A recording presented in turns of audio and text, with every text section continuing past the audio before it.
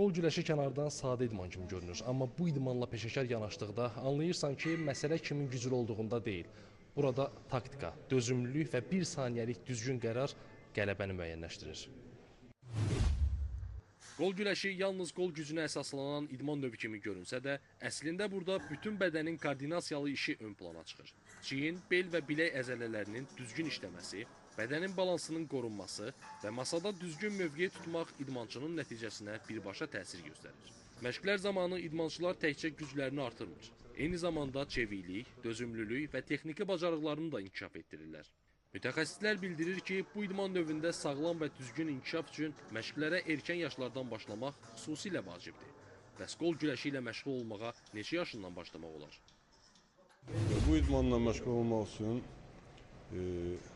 10-12 yaş ən gözəl yaşdır. Çünki bizdə əsas əzələ kütləsi yox, psixoloji olaraq vətənlər güclü olmalıdır. Çünki əsas vətənin də güclənmək vaxtı 10 yaşdan 18 yaşa qədərdir. Yəni 18 yaşdan sonra əzələ başlayır böyüməyə, vətər o dərəcədə yox. Ona görə nə qədər tez başlasaq, o qədər yaxşı olar idmançılarımız üçün. 6 aydır məşq edirəm. Dünya çempionatında sol qolda 2-ci yer, sağ qolda 3-cü yer olmuşam.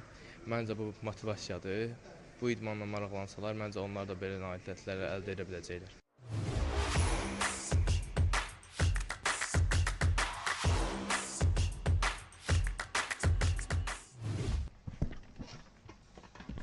Qalib gəlmək üçün güclü qol vacibdir, yoxsa bu idman növündə uğurun arxasında başqa vacib amillər dayanır?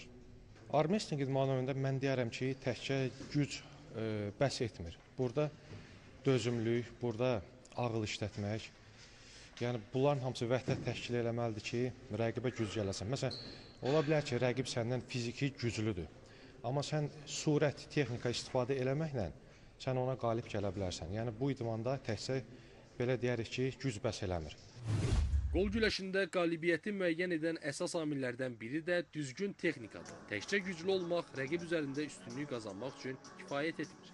Düzgün tutma, bədənin masaya nisbətdə mövqeyi, hücum və müdafiə anlarında doğru qərar vermək idmançının şanslarını artırır. Bununla yanaşı psixoloji hazırlıq da bu idman növündə mühüm rol oynayır.